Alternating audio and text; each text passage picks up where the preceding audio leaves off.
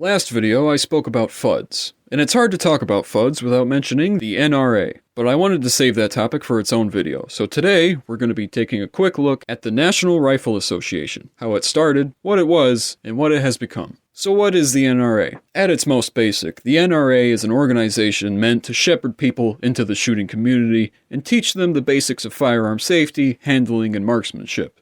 They have been a staple in the shooting community for over 100 years, with many NRA programs intended for young shooters available through programs such as the Boy Scouts and Hunter Safety. The NRA has also been a staunch supporter of Second Amendment rights and has long been a force against gun legislation, restriction, or regulation, with the famous slogan, "From my cold dead hands," being a rallying cry for many members. The NRA has historically been the representative organization for gun owners nationwide. So how did it get started?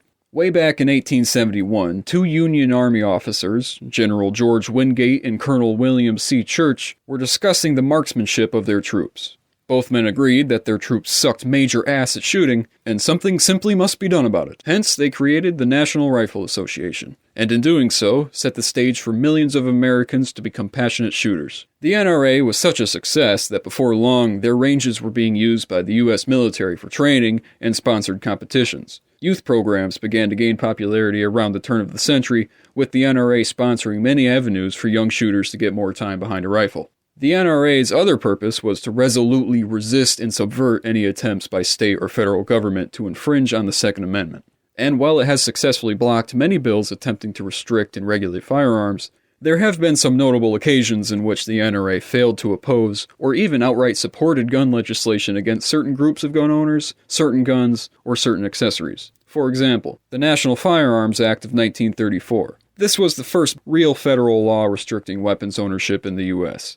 The NFA imposed high taxes and licensing requirements to purchase and own machine guns, short-barreled shotguns, and suppressors, among other things. The NFA also enacted a registry for anyone in possession of these items. The NRA supported this bill, and its then president, Carl T. Frederick, stated before Congress, "I have never believed in the general practice of carrying weapons. I think it should be sharply restricted and only under licenses." The Mulford Act of 1967. After Black Panthers staged an armed demonstration at the California Capitol building, Governor Ronald Reagan, himself an NRA member, and the NRA itself supported and passed legislation prohibiting permitless open carry in California, as well as prohibiting loaded firearms from being carried on Capitol grounds.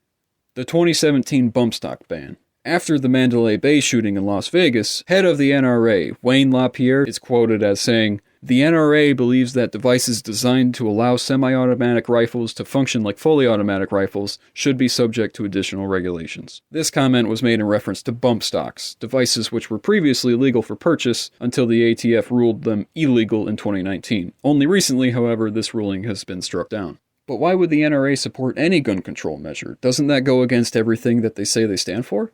Well, the NRA is a nonprofit organization, which means that they get most of their money through donations, subscriptions, dues, stuff like that. And to keep that money coming in, the NRA needs to keep their donors happy, as well as stay in the good graces of the politicians that they work alongside. Despite the position the NRA claims it holds, it has little choice but to bend to the will of its shareholders and political allies. And sometimes those allies call for regulations, restrictions, and what have you that don't align with what the NRA is supposed to stand for.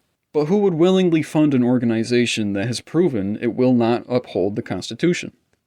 FUDs. Ah, yes, FUDs. It always leads back to FUDs. Whether FUDs hijacked the NRA or the NRA created FUDs, I don't know. What I can say is that the average FUD is not interested in fighting for full and total protection of the Second Amendment, but instead are willing to waive, sacrifice, and compromise other people's rights to secure their own. This is why the NRA has fallen out of favor in the greater shooting community in recent years. The fact that they are willing to appease their donors for their own personal or political gain shows that the current leadership does not truly care about protecting the Second Amendment or protecting non-traditional shooters. Furthermore, the NRA's current leader, Wayne LaPierre, has stirred up a tremendous amount of controversy.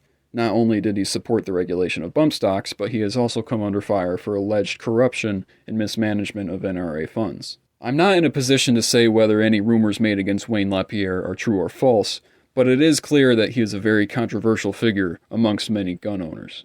I know this video comes across as me hating the NRA or its members, but that honestly isn't the case. More so, this video is just an exasperation on how even a noble organization can be soured by political pursuits and corruption. I admire what the NRA was made for, and I hope one day it regains sight of that original goal. Although, the NRA is not your only option for organizations that want to defend the Second Amendment. There now exist many different organizations which will gladly take your money in exchange for the promise of helping you maintain your rights. To sum up the message I'm trying to convey in this video, I'll just say this. The NRA has done good things and bad things for gun owners in America. All organizations are imperfect, and you should always do your homework before supporting any organization, and you should stay skeptical of their motives. Do what you feel is right to preserve your rights and the rights of others. I guess that's all I have to say about that. If you have anything to add, or if you feel like I haven't given the NRA a fair shake, please make use of the comments section. Anyways, thanks for watching, stay safe, keep learning. Class dismissed.